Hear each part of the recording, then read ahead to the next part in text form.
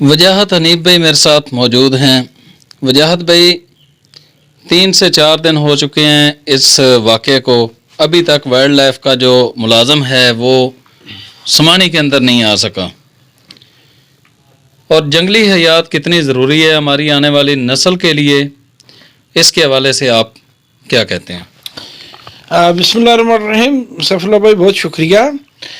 سب سے پہلے تو میں یہ بات کروں گا، کیونکہ محکمے پہ تو بڑی ڈسکشن ہو رہی ہے اور ہوتی بھی ہے، کچھ ہمارے محکمے کو 30 کے قریب ہمارے محکمے ہیں جو آزاد کشمیر میں کام کر رہے ہیں۔ ان میں سے کچھ محکمے ایسے ہیں جس میں وائلڈ لائف سر فہرست ہے، جو صرف جسٹ ایک محکمے کے طور پر پہچانا جاتا ہے۔ اگر ان کا کوئی پروجیکٹ ہے یا کوئی ملازم ہے تو وہ ہمیں دیکھنے کے لیے نہیں ملتا۔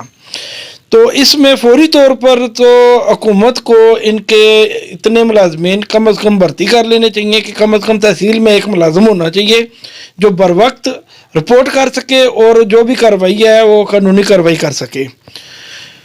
تو سب سے مین بات تو یہی ہے کہ ایک بندہ ہے وہ برنالہ جائے گا، سمانی جائے گا یا بمبر میں رکے گا، وہ کیا کرے گا؟ تو ڈیفینیٹلی وہ نہ برنالہ میں ہوتا ہے، نہ سمانی میں ہوتا ہے، اور نہ ہی بمبر میں ہوتا ہے۔ وہ اپنے گھر میں ہوتا ہے، اس نے فون پہ یہ بتا دینا کہ آج میں فلاں جگہ پہ ہوں، آج میں فلاں جگہ پہ ہوں۔ اس کی مانیٹرنگ کا کوئی ایسا سسٹم ڈیوائز نہیں ہے۔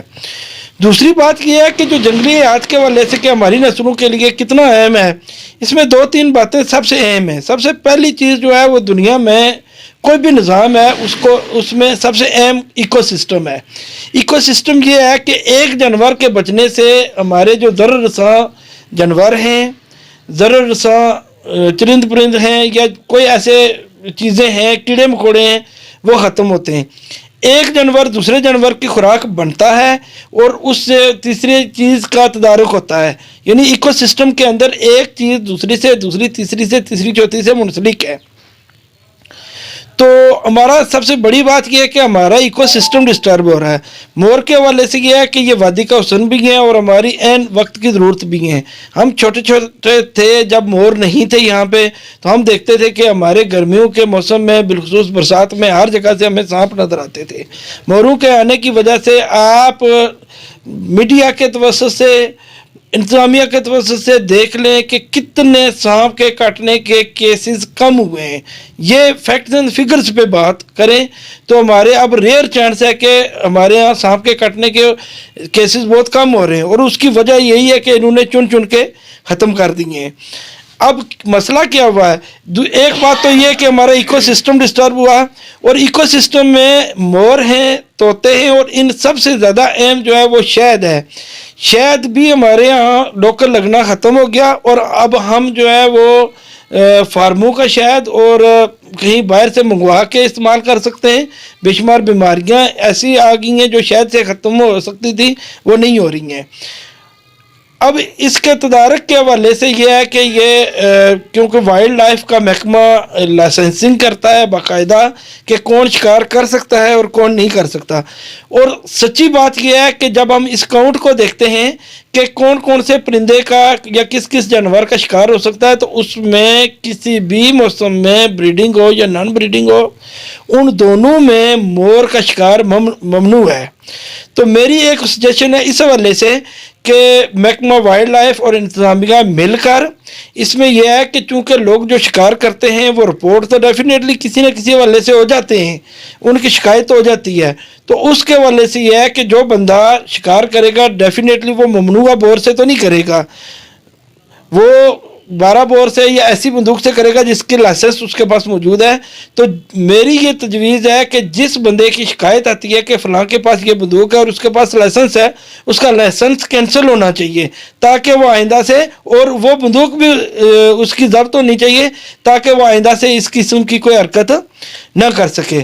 میں بحیثیت صدر بھنڈی ویلفیئر فاؤنڈیشن یہ کہتا ہوں کہ ہماری بھنڈی ویلفیئر فاؤنڈیشن نے جہاں پہ بہت سارے اقدامات کیے ہیں، وہاں پہ ہم نے last year break fire line بھی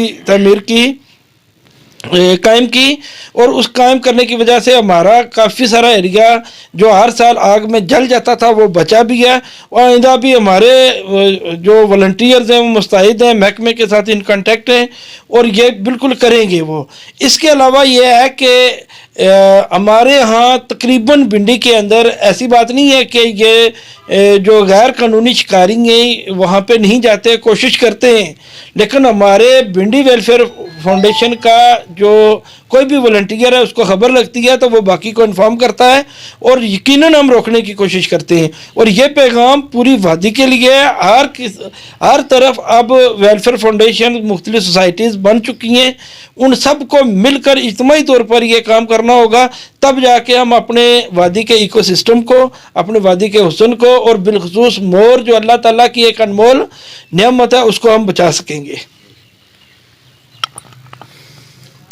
तो दोस्तों, इन मोरों समेत जितनी भी ये जंगली हयात है इसका हमने दिफा करना है और इनको बचाने के हवाले से हमें जंगल को बचाना है, जंगल को आग लगने से बचाना है और जो चीड़ें काटी जा रही हैं गैर कानूनी उनको भी बचाना है। ये जंगलात भी आपके हैं, ये जंगली हयात भी आपकी है, इनका दिफा भी आपने ही करना है। ये जो नंबर चल रहे हैं, अगर आप किसी भी जगह पर कोई गैर कानूनी कटाई देखते हैं तो इस नंबर के ऊपर आप व्हाट्सअप कर सकते हैं, मैसेज कर सकते हैं, कॉल कर सकते हैं। और किसी जगह पर अगर शिकार देखते हैं तो फौरी तौर पर हमें इतला करें और अपने सोशल अकाउंट का इस्तेमाल करें। इससे बड़ी ताकत कोई नहीं है। कोई भी जो गैर कानूनी काम कर रहा है, शिकार कर रहा हो या दरख्तों की कटाई कर रहा हो या अल्लाह ना करे किसी जगह पर आग लग जाती है, तो फौरी तौर पर अपने जितने भी सोशल अकाउंट्स हैं उसके ऊपर उस खबर को चला दें ताकि सब तक उसकी इतला पहुंच सके और इन नंबर्स पर लाजमी इतला दें। मिलेंगे एक नई वीडियो के साथ। हाँ, इसको शेयर ज़रूर करना है ताकि हमारा ये पैगाम सब लोगों तक पहुंच सके। बहुत शुक्रिया। अल्लाह निगहबान।